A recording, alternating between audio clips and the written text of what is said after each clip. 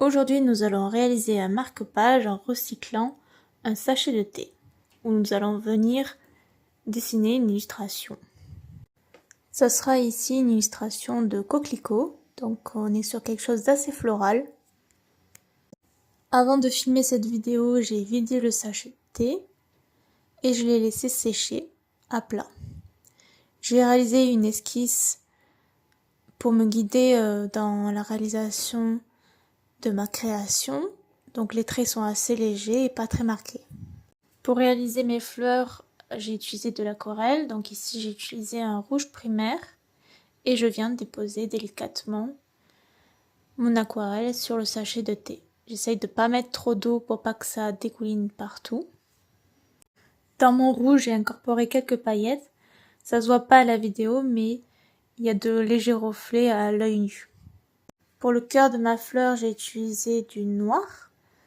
J'ai pas attendu que mon papier soit sec parce que je voulais que ça se mélange un peu avec le rouge.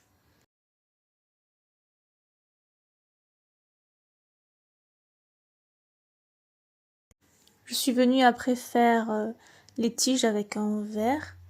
Donc là, il faut être assez délicat. Mais s'il y a des ratés, c'est pas grave. Je pourrais venir les récupérer avec du crayon de couleur par la suite. Une fois mon aquarelle sèche, donc je passe au crayon de couleur. Je pris un vert assez foncé et je viens un peu redéfinir cette tige.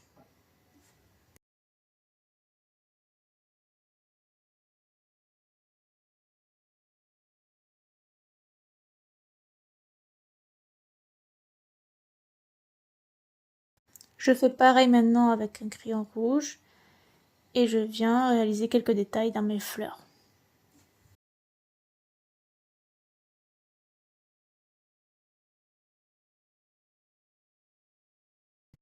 Je prends un stylo noir et je viens réaliser des lignes.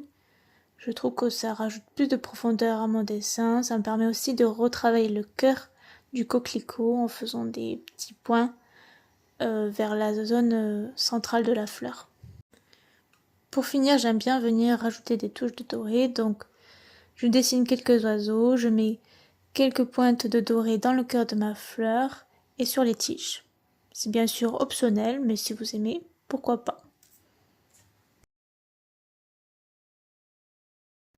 Pour pouvoir l'utiliser comme un marque-page, je viens découper un bout de papier aquarelle et je vais venir coller mon sachet de thé. Donc moi j'ai laissé des marges parce que je trouve ça plus joli que à ras du sachet de thé. Mais vous faites comme vous voulez. J'ai découpé aussi des bouts de papier pour cacher la marque du sachet de thé.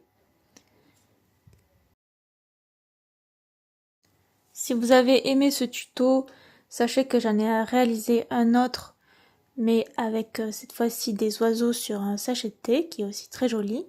Donc n'hésitez pas à aller voir les vidéos, et n'hésitez pas à vous abonner pour suivre et voir davantage de contenu.